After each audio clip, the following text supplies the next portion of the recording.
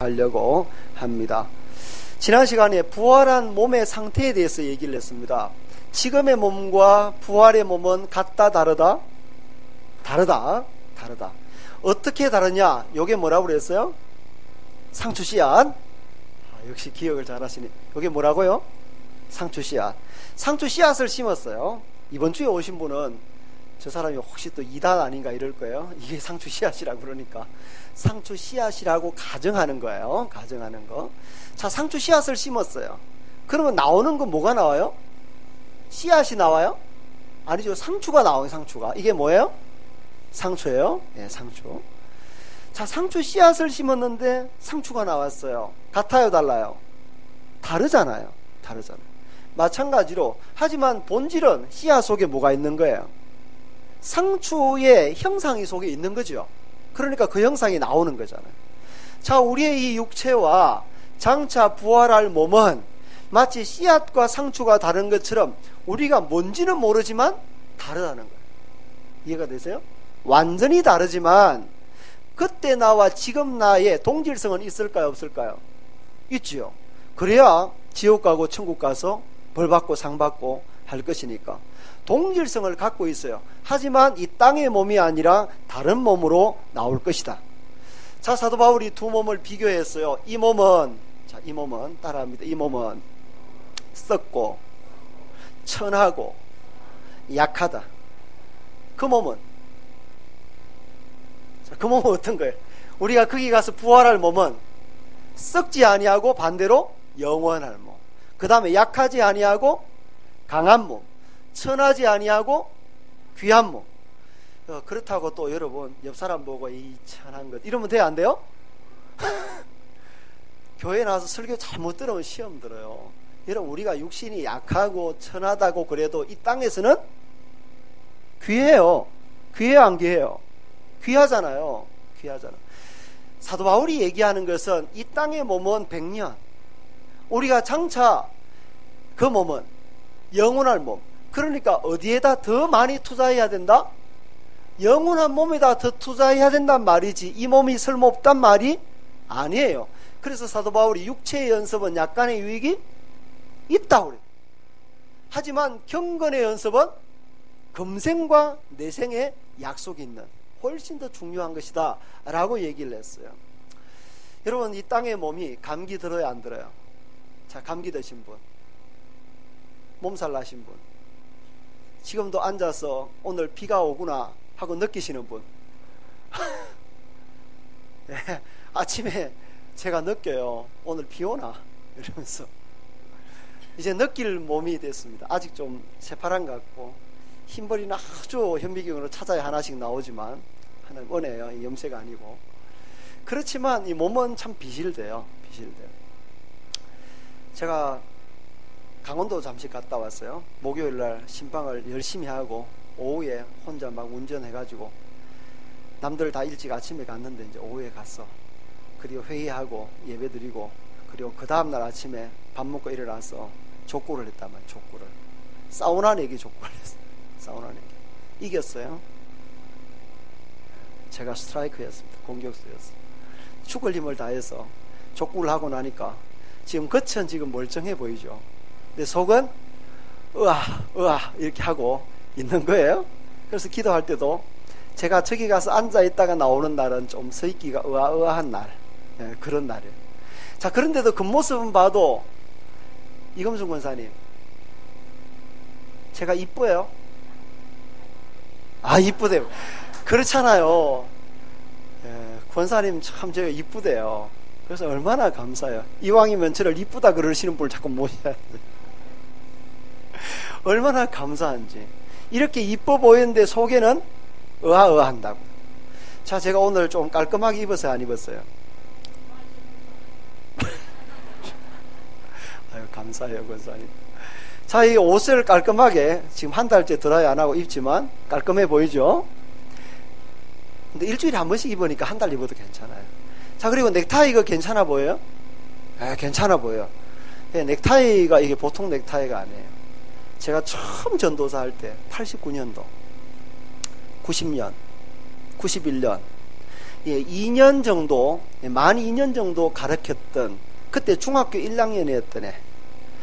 걔 신랑은 제가 언제 가르쳤냐 하면 신랑이 대학교 때. 둘 다 제 제자죠. 그래서 만난 지가 언제예요? 제일 끝에 만난 적이 91년도에 만났어요. 그리고 시간이 지나서 애 둘 달고, 그리고 우리 교회를 찾아 올라왔어. 그 오래전에 애를 만났어요. 오면서 사온 넥타이가 이 넥타이. 좀 더 가치가 있어 보이나요?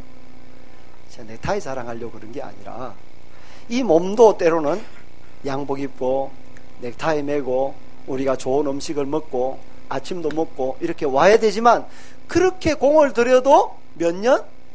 100년. 우리가 영원한 몸은요, 영원하잖아요. 영원하죠. 자, 그러면 다시 물어봅니다. 손을 들라고 하지 않겠어요? 그러면 제가 시험 드니까, 자, 지난 주간에 영혼을 위해서 성경 하루에 한 장 이상 읽으신 분, 자, 마음으로 손 드는 거예요. 자, 하루에 기도 10분 이상이라도 매일 기도하신 분, 손을 해야 돼요. 권사님 손. 권사님 하루 종일 기도하세요. 전도를 남한테 예수 믿으라고 전도 한 번이라도 한 줄 지나면서 해보신 분. 권사님 뭐 손 다 드세요. 그렇잖아요. 다시 생각하면 우리가 이 몸은 얼마나 금덩어리 같은데, 우리가 영원한 몸을 위해서는 얼마나 투자를 하지 않고 있는지를 우리가 간단하게 살펴봐도 알 수 있는 거예요. 그래서 오늘 사도 바울은 이 썩을 몸이 아니라 영원한 몸을 위해서 투자하라. 근데 이 영원한 몸을 우리가 어떻게 하면 우리가 입을 수 있느냐? 어떻게 하면? 예수 그리스도와 연합하면. 자, 첫 번째 아담과 연합했더니만 우리에게 온 게 뭐였어요? 사망, 죽음. 그래서 둘째 아담이신 예수 그리스도를 우리가 영접하니까 영원한 생명. 왜냐하면 그 예수님이 나의 죄를 위해서 십자가를 지시고 부활하셔서 내 죄를 다 담당하셨기 때문에 예수님을 믿으면 그 안에서 영원한 생명이 있는 줄로 믿습니다. 오늘 사도 바울이 얘기하는 것은 뭐냐 하면, 자, 이제 예수 그리스도 안에서 우리가 승리한 사람이다 하는 거예요. 자, 그리스도 안에서 승리를 얘기하고, 성도가 승리할 것이다 하는 거, 승리했고 승리할 것이다. 또 하나는 승리할 사람이기 때문에, 승리를 약속받은 사람이기 때문에 이 땅에서 어떻게 살아야 될까를 얘기를 함으로 부활장을 끝을 맺고 있습니다. 첫 번째 살펴볼 것은 성도들에게 육신의 죽음이 왜 필요할까 하는 거죠. 자, 오늘 본문에 보면요, 50절에 형제들아 내가 이것을 말하노니 혈과 육은 하나님 나라를 이어받을 수 없고 또한 썩는 것은 썩지 아니하는 것을 유업으로 받지 못하느니라 라고 말했어요. 여러분, 왜 육신의 죽음이 필요하냐 하면, 아까 저 상추 씨앗을 심었어요. 상추 씨앗이 죽지 아니하면 어떻게 돼요? 한 알 그대로 있어요. 한 알의 밀알이 땅에 떨어져 죽지 아니하면 한 알 그대로 있고, 죽으면 어떻게 해요? 많은 열매를 맺는다고 그랬잖아요. 싹이 나고 많은 열매를 맺어요. 36절 어리석은 자여 네가 뿌리는 씨가 죽지 아니하면 어떻게 해요? 살아나지 못하겠고, 죽으면 어떻게 돼요? 그러면 살아난단 말이잖아요. 그래서 우리가 죽어야 돼요? 안 죽어야 돼요? 죄송하지만 죽는 에게서 죄송해요. 근데 제가 죽어야 될까 안 죽어야 될까요? 아이고, 오늘 권사님 주여, 권사님 나중에는 죽어야 되잖아요. 나이 들어서 죽어야 되죠.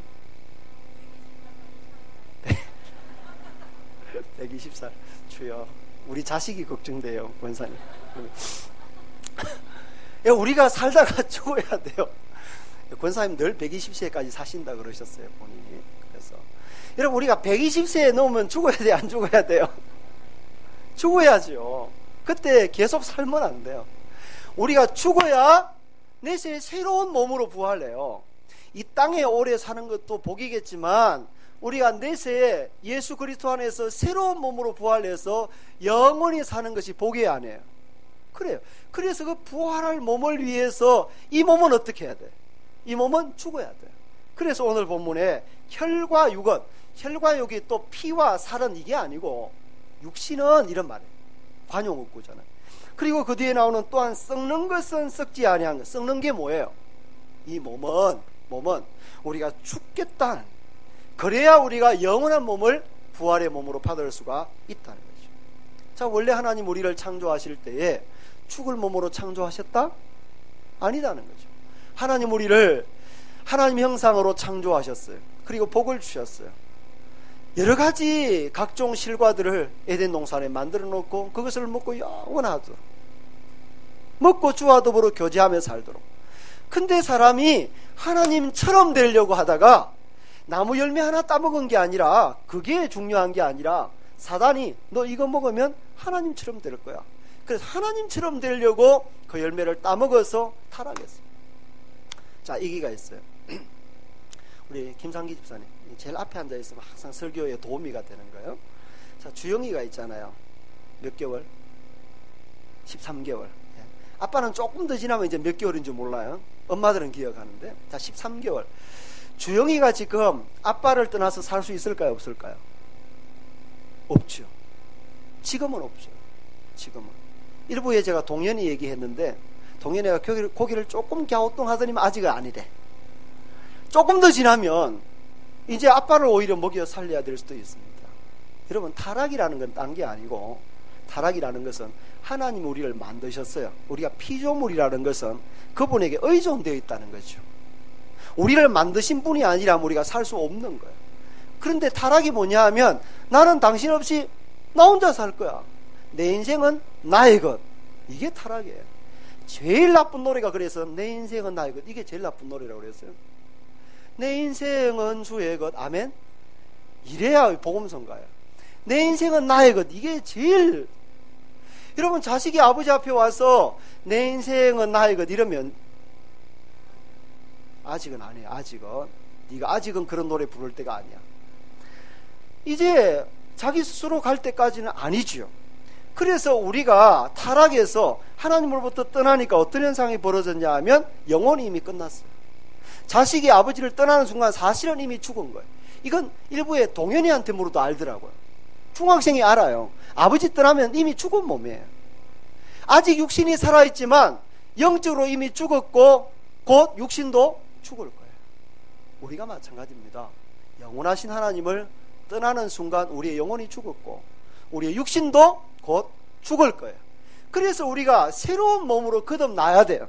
51절, 보라 내가 너희에게 비밀을 말하노니 우리가 다 잠잘 것이 아니요 마지막 나팔에 순식간에 호련히 다 변화되리니 나팔 소리가 나매 죽은 자들이 썩지 아니할 것으로 다시 살아나고 우리도 변화되리라. 이 썩을 것이 반드시 썩지 아니할 것을 입겠고 이 죽을 것이 죽지 아니함을 입으리로다. 이 썩을 것이 썩지 아니함을 입고 이 죽을 것이 죽지 아니함을 입을 때에는 사망을 삼키고 이기리라고 기록된 말씀이 이루어지리라. 여러분, 사도 바울이 내가 너에게 비밀을 말한다 라고 말했어요. 자, 제가 박하진 집사님에게 비밀을 말했어요. 자, 비밀을 말했어요. 그러면 이제는 비밀이에요, 아니에요? 비밀을 말했어요. 어려워요? 애들이 오히려 쉽게 이해하던데? 비밀이 아니죠. 제가 지금 비밀을 말했어요. 우리에게는 이미 비밀이 아니에요. 근데 이단들은 항상 이런 말을 중요시해요. 비밀, 비유, 비사, 예언, 이런 게 아니에요. 자, 주님이 이미 비밀을 다 말했어요. 뭐예요, 그 비밀이? 우리가 다 계속 잠잘 게 아니고 마지막 나팔 소리에 다 부활할 것이다. 자, 이제 비밀이에요, 아니에요? 아니에요. 아직도 안 들은 사람에게는 비밀이에요. 그 비밀을 우리가 알려주면 돼요. 그 사람에게 비밀이 안 되도록. 자, 오늘 제가 비밀을 알려드리는 거예요. 다 잠잘 것이 아니요. 잠잔다는 말은 뭐예요? 죽은 채로 영원히 있을 것이 아니요. 다시 마지막 나팔 순간에 호련히 다 변화될 것이다. 변화된다는 게 뭐예요? 썩을 몸이 썩지 아니할 몸, 약한 몸이 강한 몸, 천한 몸이 귀한 몸이 될 것이다 라고 얘기하는 거예요. 그리고 또 반복되는 단어가 뭐냐 하면 입겠고 입으리로다. 썩지 아니함을 입고 죽지 아니함을 입을 때에는 입는다는 동사가 4번 표현돼요. 4번. 자, 제가 어젯밤에 김기영 집사님, 제가 어젯밤에 제가 이렇게 입고 잤을까요? 어떻게 하세요? 우리 집에 와보셨어요? 우리 집에 안 와봐도 어젯밤에 제가 이렇게 입고 자지는 않았을 것이다 추측하는 거예요. 거기까지만 상상하세요. 어떻게 입고 자는지는 저희 와이프하고 애만 아니까. 그래요. 자, 오늘 아침에 제가 교회 출근해요. 어떻게 나왔을까요? 이렇게 나오지는 않았어요. 출근할 때도 제가 평상복으로 나와요. 왜냐면 아침에 꽁추 주워야 되니까. 꽁추 줍고 올라가서 양복 갈아입어요. 여러분, 제가 설교에 나올 때에 잠자던 옷을 입고 여기 설교하러 나오면 돼요, 안 돼요? 안 돼요. 그건 자리에 구분이 있어야 되는 거죠. 마찬가지로 이 땅의 몸과 장차 가야 될 몸이 같아야 돼요, 달라야 돼요? 다른 거죠. 그래서 주님이 잔치에 사람들을 초대하고 뭘 입혀요? 예복을 입히잖아요. 누굴 쫓아내요? 예복 안 입은 사람. 어찌 보면 아주 초대해놓고 야속한 것처럼 보이지만 그 예식에 들어오려면 그 예식의 룰을 지켜야 되잖아요. 남의 집에 잔치집에 결혼 예식에 가는데 막 누더기 옷 입고 가면 안 되잖아요. 수영복 입고 가면 안 되잖아요. 그건 예의가 아니란 말이죠. 우리가 하나님 나라에 들어가려면 예복을 입어야 되는데 그럼 그 예복이 뭐냐? 뭐예요? 로마서 13장에 보니까 주 예수 그리스도로 옷 입고. 그래서 우리의 누더기 옷, 이사야 64장 6절에 보면 우리의 의는 다 더러운 옷과 같대. 우리가 아무리 착하다고 그래도, 이 땅에서 아무리 잘났다고 해도, 아무리 잘 나가는 사람도 우리의 의는 하나님 보시기에 더러운 옷과 같아요. 더러운 옷과 같아요. 그것을 벗어버리고 날마다 예수 그리스도로 덧입을 때에 우리가 그 나라에 들어갈 수가 있는 것입니다. 언제 이런 일이 일어나냐 하면요, 나팔 소리가 불려질 때예요. 오늘 나팔이라는 말이 반복되어 마지막 나팔의 순식간에 호련히 다 변화되리니 52절 나팔 소리가 남의 죽은 자들이 썩지 아니할 것으로 다시 살고. 나팔 소리라고 했어요. 나팔 소리. 어디에 이 말이 나오는지 한번 볼까요? 데살로니가전서 4장 16절 같이 읽습니다. 주께서 호령과 천사장의 소리와 하나님의 나팔 소리로 친히 하늘로부터 강림하시리니 그리스도 안에서 죽은 자들이 먼저 일어나고 그 후에 우리 살아남은 자들도 그들과 함께 구름 속으로 끌어올려 공중에서 주를 영접하게 하시리니 그리하여 우리가 항상 주와 함께 있으리라. 주께서 호령과 천사장의 소리와 나팔 소리, 어떤 소리인지는 모르겠어요. 빠바방 나면 그 나팔 소리가 한 곳에 안 나요. 온 천지에 다 들리게 나팔 소리가 나면 그때에 주님이 다시 재림하실 것입니다. 주님이 재림하실 때에 예수 그리스도를 믿고 죽은 자들이 먼저 일어나고 살아있는 우리도 그와 더불어 우리가 주와 같이 변화될 것입니다. 새로운 몸으로 홀연하게 변화될 것입니다. 두 번째, 사도 바울은요, 다시 뭘 돌아보냐 하면 죄의 치명적 결과로 우리에게 오는 사망을 돌아봐요. 55절 사망아 너의 승리가 어디 있느냐? 사망아 내가 쏘는 것이 어디 있느냐? 사망이 쏘는 것은 죄요 죄의 권능은 율법이라. 이건요 어감을 가지고 읽어야 돼요. 이게 무슨 얘기냐 하면 그동안 우리를 괴롭힌 건 뭐였어요? 사망이었어요. 감기고 몸살이고 치통이고 암이고 매일매일 다가오는 경제적 어려움이고 매일같이 이걸 결론적으로 묶으면 사망이에요. 사망이라는 것이 계속해서 우리를 힘들게 하고 어렵게 하고 괴롭게 했어요. 제가 사우나 얘기한 게 아니라 사실은 하도 요즘 몸이 안 좋으니까 몸을 한번 끝까지 한계치를 쳐보려고 퍼지도록 그냥 21점 게임 5게임을 아스팔트 위에서 했어요. 그러고 나니까 사람이 좀 내가 살아있구나 이게 느껴지더라고요. 한 번씩은 제가 그래요. 한계치를 한 번씩 쳐보는 게 필요한데 여러분 가끔 그런 막 억울함이 안 들어요? 왜 이렇게 약해야 돼? 왜 이렇게 날마다 헤매야 돼? 왜 이렇게 내가 몸살에 못 이겨야 돼? 왜 이렇게 내가 무기력해야 돼? 왜 이렇게 매일 절망이 나를 엄습해야 돼? 왜 이렇게 우리 가족의 사망이 나를 힘들게 해야 돼? 그렇지 않아요. 그리스도 안에서 이제 우리가 새롭게 부활할 몸이 확실하기 때문에 이제 돌아보니까 누가 보여요? 사망이라는 놈이 보이는 거예요. 그동안 이놈이 나를 지배하고 이놈이 나를 위협하고 이놈이 나를 힘들게 했는데 이제 내가 그리스도 안에서 새로운 몸으로 부활할 것이 확실하니까 이제 돌아보니까 이놈! 오늘 그런 어감이에요. 사망아 너의 승리가 어디 있느냐? 사망아 너의 쏘는 것이 어디 있느냐? 네가 그동안 나를 공격하고 나를 쏘아왔지. 네가 쏘는 것은 죄였지. 죄가 죄 되게 하려고 하니까 필요한 것이 율법이었지. 그러잖아요. 교통법규라는 게 있어야 안 지키면 죄잖아요. 율법이라는 것이 원래 선하고 하나님 주신 것이지만 죄를 지은 우리에게 율법은요, 우리를 정죄하는 도구가 돼요. 자, 여러분, 죄 짓고 나서 성경 읽기가 쉬워요, 어려워요? 어렵죠. 죄를 안 지으면 성경 읽기가 괜찮은데, 그래서 차라리 성경책을 덮는다고. 읽으면 자꾸 우리를 공격하니까.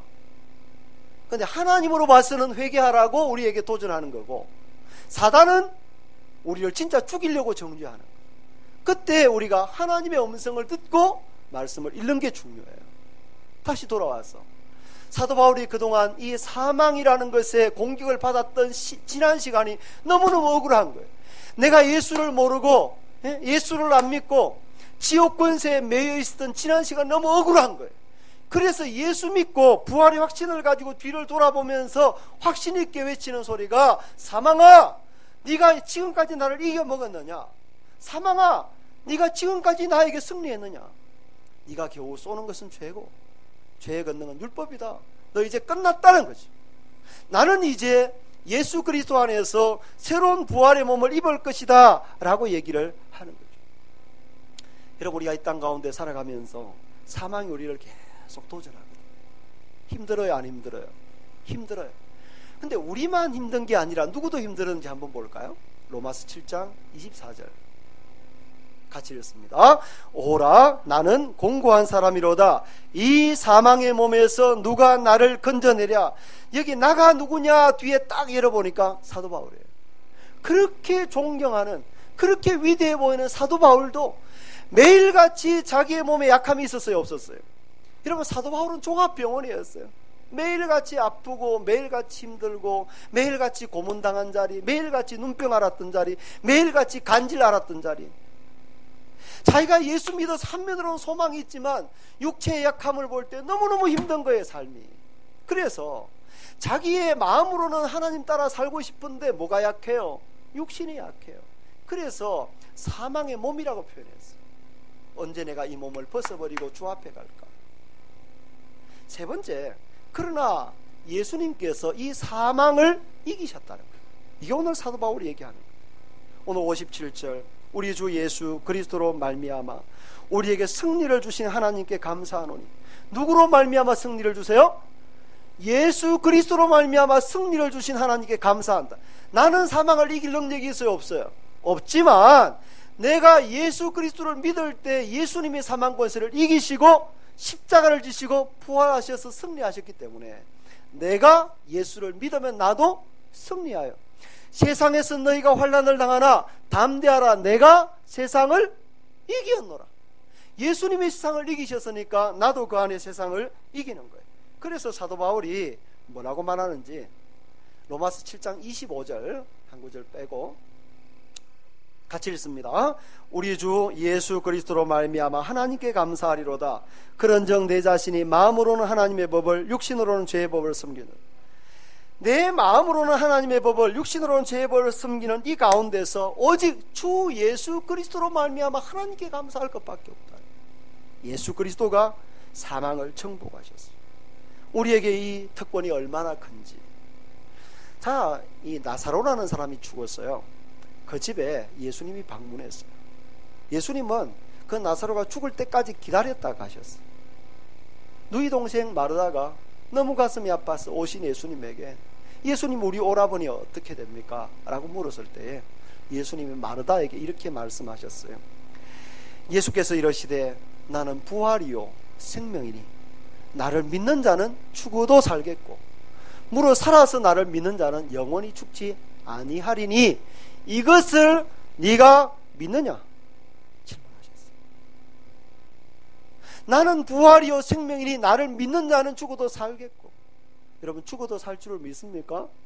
왜냐하면 예수 그리스도께서 사망을 정복하셨기 때문에 더 이상 예수를 믿는 우리에게는 사망이 왕노릇할 수가 없다는 거예요.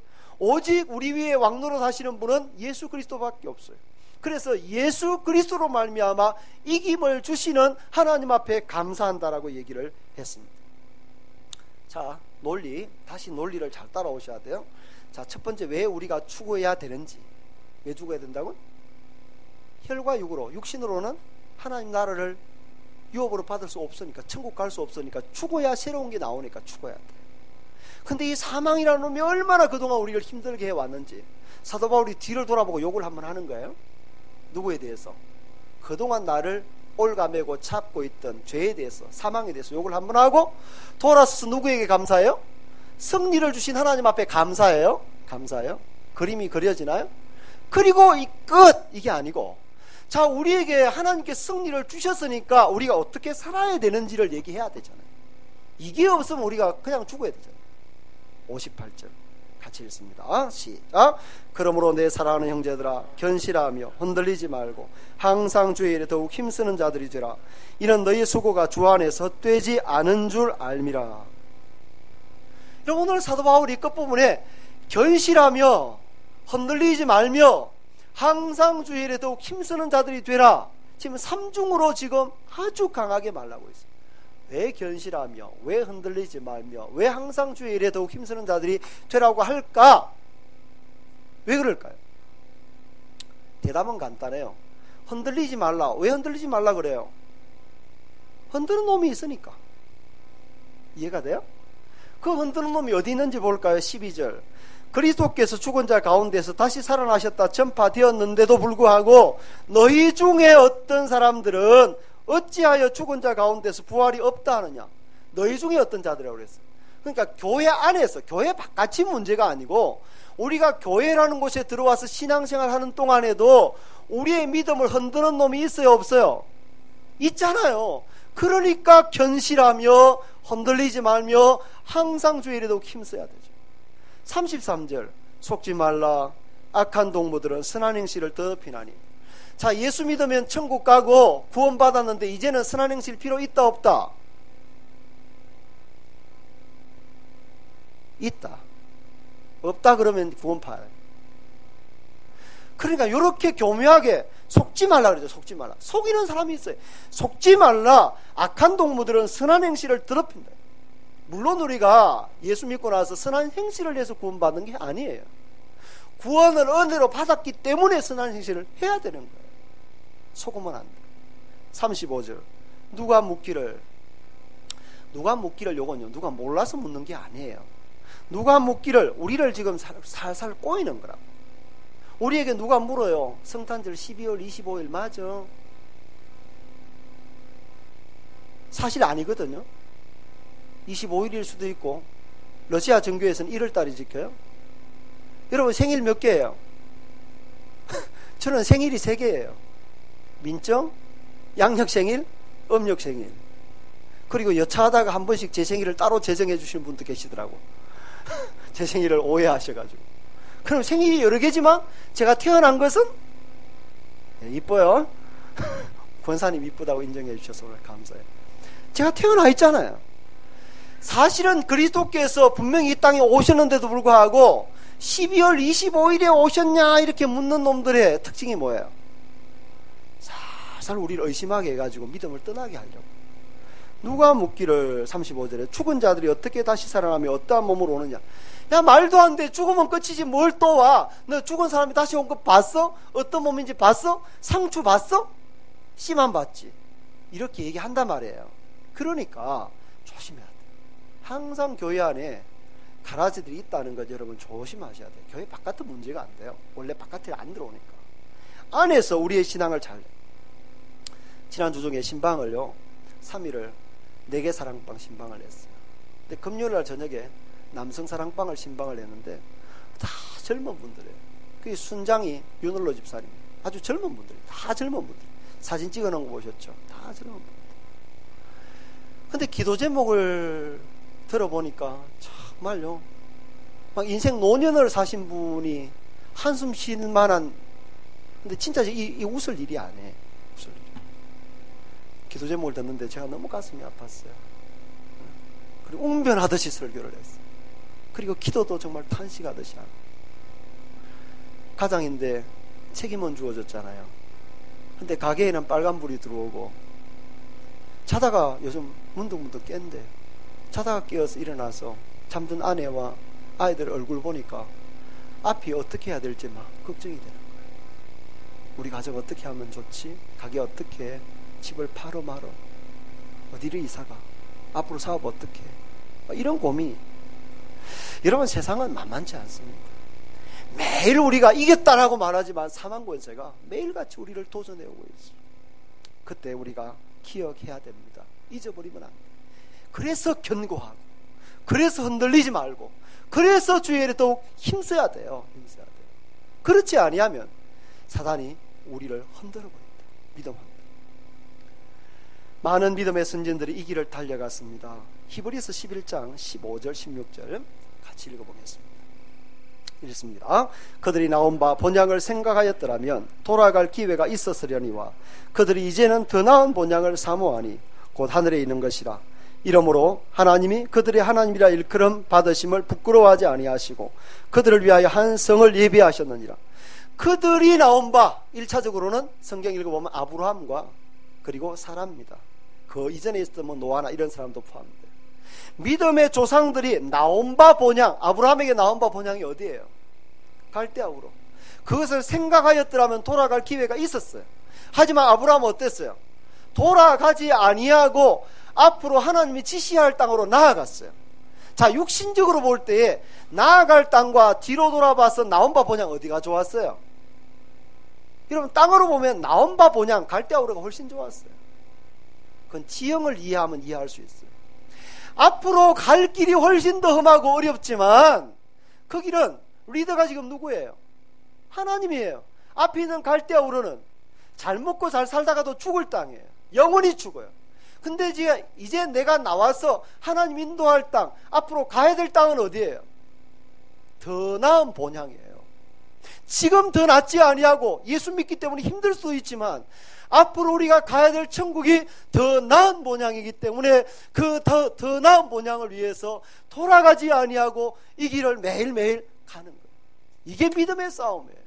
예수 믿는 사람은 오늘이 좋기 때문에 가는 게 아니라 더 나은 본향 때문에 우리 앞으로 한 걸음 한 걸음씩 믿음으로 전진하는 것입니다.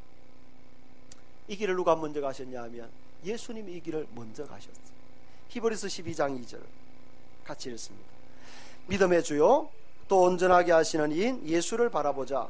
그는 그 앞에 있는 기쁨을 위하여 십자가를 참으사 부끄러움을 개의치 아니하시더니 하나님 보좌 우편에 앉으셨느니라.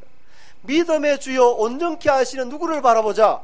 예수를 바라보자. 그 예수는 그 앞에 있는 기쁨, 뭐예요 이거? 예수를 따르는 우리가 부활해서 천국에서 영원히 살 그 기쁨을 위하여 무엇을 참았어요? 십자가를 참아서 부끄러움을 개의치 아니하시더니 하나님 보좌 우편에 앉으셨다. 다시 정리하면 예수 그리스도께서 그 길을 가셨어요. 더 나은 기쁨을 위해서.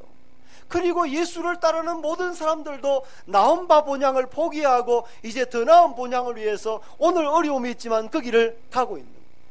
그럼 우리도 더 나은 본향을 위해서 오늘 주일날 교회 나오는 게 더 힘들지만 TV 앞에서 이불 말고 구르는 것, 그냥 스포츠 뉴스 켜고 있는 것이 더 낫지만 여기 나온 것은 이게 더 나은 본향으로 나아가는 길이기 때문에 그래서 참는 거죠.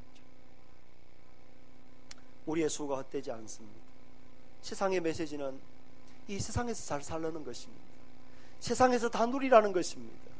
하지만 우리는 세상이 끝이 아니라고 말하고 믿는 사람입니다. 끝이 아니기 때문에 더 나은 본향을 위해서 오늘을 참을 때에 주님이 더 나은 삶을 가져오실 줄로 믿습니다. 말씀의 결론을 맺습니다. 제가 제목을 노블레스 오블리주라고, 프랑스어예요. 저는 프랑스어는 한 번도 배워본 적이 없어요. 그래서 다른 발음이요, 오블리주라고 발음해야 된대요. 오블리제라고 예전에 발음했는데 오블리주. 불어하시는 분이 알겠죠. 하여튼 그렇대요. 근데 무식하면 용감하다고. 무식하면 용감해요. 자, 노블레스 하니까 저는 제 머릿속에 당장 떠오르는 게 뭐냐면 영어 노블이 떠오르요. 노블. 발음 괜찮았나요? 존귀한, 고귀한. 오블리주 하니까 영어 단어가 obligation이라는 단어가 떠오르더라고요. 국어사전을 찾아보니까 존귀한 사람들이 가져야 될 책임, 그게 noblesse oblige예요. 존귀한 사람이 가져야 될 책임. 근데 단어는 프랑스어인데 이것을요, 이것을 역사적으로 증명해내는 황실이 영국 황실이래요. 그래서 noblesse oblige 하면 전부 다 영국 황실 얘기가 여러분 인터넷 검색하면 다 떠요. 저는 그냥 영국이 영국인 줄 알았는데 그 해적놈들이, 죄송해요 영국 사람에게, 그 해적놈들이 왜 저렇게 세계 신사나라처럼 됐을까 보니까 그 황실의 희생들이 있더라고요. 지금의 영국의 국왕이 누구예요? 여왕이 누구죠? 엘리자베스 2세. 근데 그 엘리자베스 2세가요, 아버지가 조지 6세예요. 저는 모르니까 보고요, 이런 거는. 우리 아버지 이름 기억하는 게 얼마나 더 중요한데. 조지 6세, 우리 아버지도 하니까 모르지만 자기 아버지를 졸랐어. 자, 아버지가 국왕이에요. 그러면 그때 엘리자베스는 뭐예요? 공주예요, 공주. 얼마든지 좋은 집에서 궁궐에서 물 하나 묻히지 아니하고 시녀들의 도움을 받아서 잘 살 수 있는 그때에 2차 대전이 벌어졌어요. 2차 대전 때 자기 아버지를 졸라가지고 공주가, 남자도 아닌데 전투에 참여합니다. 수송병으로 탄약 실어 나르고, 실제로 흑백 사진이 그대로 찍혀 있대요. 그 사진 제가 안 봤지만 실제로 지금도 그 자료들이 있다는 거예요. 탄약 실어 나르고 빠진 바퀴 같이 갈고 똑같이 군인 일을 하고 있는 거예요. 그리고 이 엘리자베스 2세의 둘째 아들 앤드류 왕자가요, 포클랜드 전쟁에 참전합니다. 그리고 손자 해리 왕자가 2007년도에 아프가니스탄 전쟁에 참여합니다. 그러니까 노블레스 오블리주라고 말해요. 자, 우리나라로 옵니다. 가까운 지건에 있는 국회의사당 근래에 또 앞에 건물 좋은 곳 하나 엄청나게 또 좋은 거 지었어요. 또 평생 먹고 살 연봉 다 받으시는 양반들께서 자기 자녀들 군대, 자신을 포함해서 자녀들, 친족들 군대 얼마나 갔을까? 생각해보면 이 나라에 사는 게 사실은 좀 비참해요. 근데 국가 얘기도 뒤로 하고 교회 얘기합시다. 우리가 교회니까. 공천에 가 있는데 포털뉴스 메인 검색어 1위 했던 게 뭐냐 하면 한기총 부회장 되시는 양반, 한 번도 듣도 보도 못한 목사예요. 저는 그런 목사 있으면 처음 알았어요. 어떻게 부회장이 됐을지 모르지만 이렇게 말했어요. 자, 토시 하나 안 틀리고 읽어드릴게요. 가난한 집 아이들이 수학여행을 경주 불국사로 가면 될 일이지 왜 제주도로 배를 타고 가다가 이런 사단이 빚어졌는지 모르겠다. 왜 하필 목사가 또 불국사예요? 모르지만 이게 참 목사로 살 말이에요. 가난한 집안이 지가 한번 가서 밥 한 끼 사줘 봤어요? 가난한 집이라고. 그 다음에 이런 말을 해서 천안함 사건으로 국군 장병이 숨졌을 때는 온 국민이 경건하고 조용한 마음으로 예도하면서 지나갔는데 왜 이번에는 이렇게 시끄러운지 이해를 못하겠다. 박근혜 대통령이 눈물을 흘릴 때 함께 눈물 흘리지 않는 사람은 백정이거나 용공분자다. 그래서 그날부로 저는 백정이 되고 저는 용공분자가 됐습니다. 저희 아버님 아직도 얘기하면 씨알도 안 먹혀요. 박정희 대통령은 하늘 같은, 우리 아버님 세대에는 못 먹고 사는 시대는 그럴지도 모릅니다. 저는 놀랍게도 몇 달 전에요, 북한에 지금 김정일 영상 보고, 그리고 우리 박정희 대통령 돌아가셨을 때 사람들이 나와서 막 울고 막, 저는 북한 영상 보는 줄 알았어요. 진짜 같더라고요. 불과 얼마 전의 일입니다. 몰라서 지금 북한에 저러고 있는 거예요.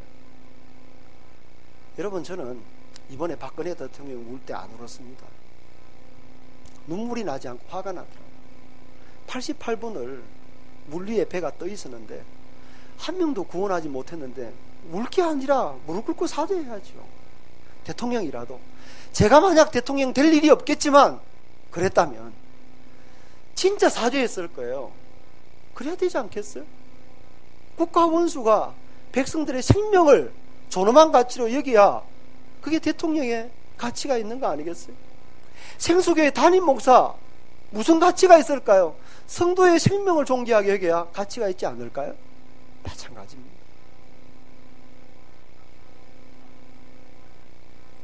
어떤 사람을 얘기하려고 한 게 아니에요. 목사가 그래서는 안 된다고요. 목사가. 또 강남의 유명한 목사님, 요즘 참 여러모로 유명하세요. 이분이. 여러분 아시지만 한국은요, 이번에 정몽준 씨 아들이 미개하다고 했잖아요. 실종자 가족을 향해서. 사실 잘못된 말이긴 하지만 틀린 말은 아니거든요. 이걸 목사가 해야 될 말은 아니죠. 제 감정이 가미될까 봐 여기까지만 하고 우리에게로 오겠습니다. 우리에게. 오늘 얘기하고자 하는 게 결국 우리가 남에게 열내다가 끝날 수 있으니까요. 나에게 적용해봐. 나에게. 50절 형제들아 내가 이것을 말하노니 이렇게 시작했어요. 58절 그러므로 내 사랑하는 형제들아, 제가 고린도전서를 처음 시작할 때 이렇게 말했어요. 고린도 교회는 문제가 너무 많았어. 사도 바울을 고전하게 하고 힘들게 하고 대머리 되게 만들었던 교회다. 그 정도로 문제 많은 교회를 향해서도 사도 바울이 뭐라고 표현했다고요? 형제들아, 내 사랑하는 형제들아 라고 얘기를 했습니다. 바울은 부활의 신앙을 가지지 못하고 자기 이익을 위해서 매일처럼 교회 안에서 싸우고 문제를 일으키는 사람을 향해서도 형제들아 라고 얘기했어요. 여러분, 이런 문제 많은 우리에게 하나님 주신 은혜가 뭔지 아세요? 그 은혜가 뭐냐면 그 은혜가 우리로 하여금 승리하게 하셨다. 이해하십니까? 우리가 더 이상 사망의 종로로 하지 아니하고 승리하게 하셨어요. 사도 바울이 외쳤어요. 사망아 너의 쏘는 것이 어디 있느냐? 사망아 너의 이기는 승리가 어디 있느냐? 너는 이제 끝났다. 우리에게 이김을 주시는 예수 그리스도, 그분에게 내가 감사한다 그랬어요. 그러므로 내 사랑하는 형제들아, 견실하며 흔들리지 말며 항상 주의 일에 더욱 힘쓰는 자들이더라. 여러분, 우리가 이제는 죽어도 내세에서 영원히 부활할 몸일 것이기 때문에, 천국의 백성이기 때문에 이 특권을 주신 하나님 앞에서 이 세상 사람들처럼 살지 아니하고 견실하고 흔들리지 말고 더욱 주의 일에 더욱 힘쓰는 그런 사람 될 수 있기를 축복합니다. 그게 우리에게 맡겨진 오블리주의 아빌리게이션 책임입니다. 그 책임 다하다가 주 앞에서는 은혜가 있기를 축복합니다. 자리에 일어나셔서 같이